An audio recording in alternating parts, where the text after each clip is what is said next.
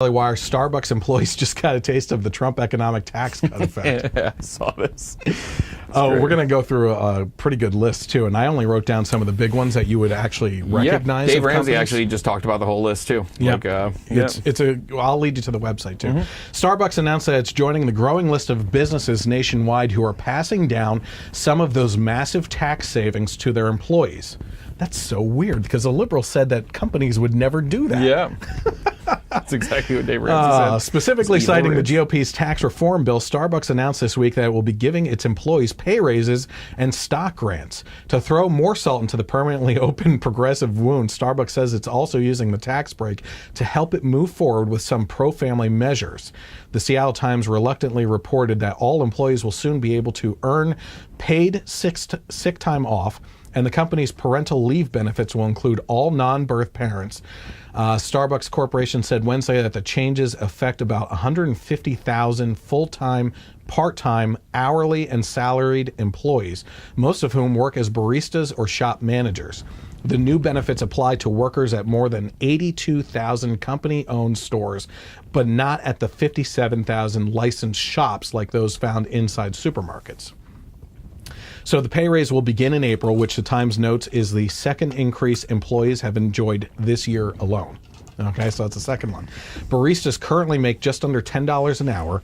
Employees at the stores, bean roasting plants, and support centers will all receive at least $500 in Starbucks stock on top of what they were set to receive this year.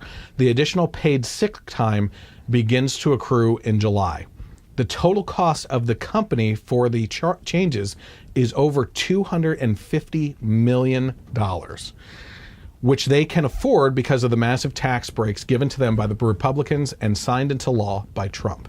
So again, what we're saying was, before these tax cuts even happened, one of the main things that Trump and the Republicans were saying was, listen, this will provide more money for the companies to pass down to their employees. And of course, the liberal mantra when it comes to companies, trickle-down economics doesn't work. Yeah, exactly. So that's proven. Yeah, it's exactly what they've always been saying. And on top of that, there's this mentality and this projection out there that corporations and businesses are only in it to absorb as much money as possible and give golden parachutes to the higher echelon of employees, right? Yeah. So instead, what you're seeing is a very extensive list on this website that I will point people to in a second here, of massive companies in the world that are benefiting from this, and their employees are benefiting from this. Mm-hmm. Okay? So the number of companies, many of them major corporations, are passing down the benefits. The Republican slashing of the corporate tax rate from 35% to 21% continues to grow. I will just say this. That's a 35% to 21%. That is massive, okay? Yeah. Personally, I would have loved to have seen it on par with Ireland, which was 13%, because that brought them economically out of a hole. Yep.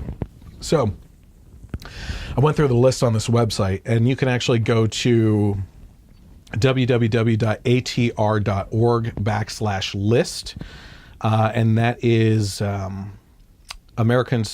American Tax Reform, I believe, is the website. So here's just a couple companies off of that list that are currently passing down the benefits to their employees. First Summit Bank, AccuWeather, Aflac, Alaska Airlines, American Airlines, American Bank, Apple. Did we talk about that yet? We did. We did? Okay. Yeah. AT&T, Bank of America. So right off the bat here, Apple and Bank of America, extremely liberal. Okay. Yep. Boeing, Capital One, Comcast, the worst rated customer service in the world. Yeah.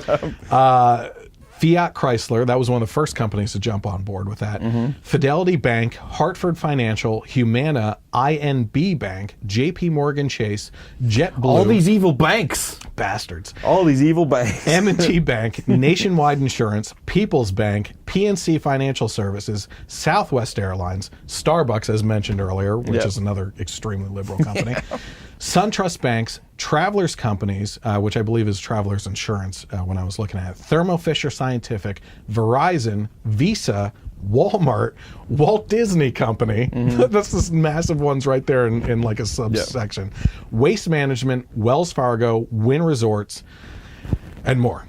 Those are just the ones that people immediately recognize that I wrote down as I was going through the list, and I was scrolling through this list. Yep. This is just a start of it. You can be sure that once these tax cuts take place and start getting integrated into society for everything that goes for them, this list is just going to expand like crazy.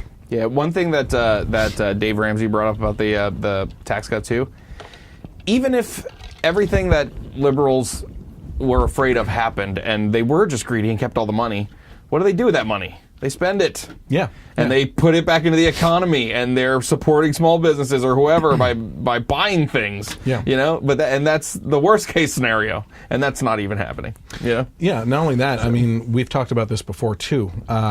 First of all, they are benefiting employees in this case, but even if they weren't, when you put an increase on tax to corporations, they don't pay it. No, People get laid off. They cut. Yes. They cut benefits, and this is stuff that we've seen. Yes. I mean, I'll never forget when Obamacare went through, and our health benefits at where we were working doubled. How much we had to pay out of each paycheck doubled, like overnight. Yes. You know, and if you remember when I was working with you there, how often was I telling people, you don't understand what's coming, you don't understand what people just voted for, and I laid out exactly what was going to happen, and it all happened. Yep. Yeah, and then my dad, with the company he works for, especially because of Obamacare with medical devices, all of his benefits were cut. You know, they're like, because they just passed down so.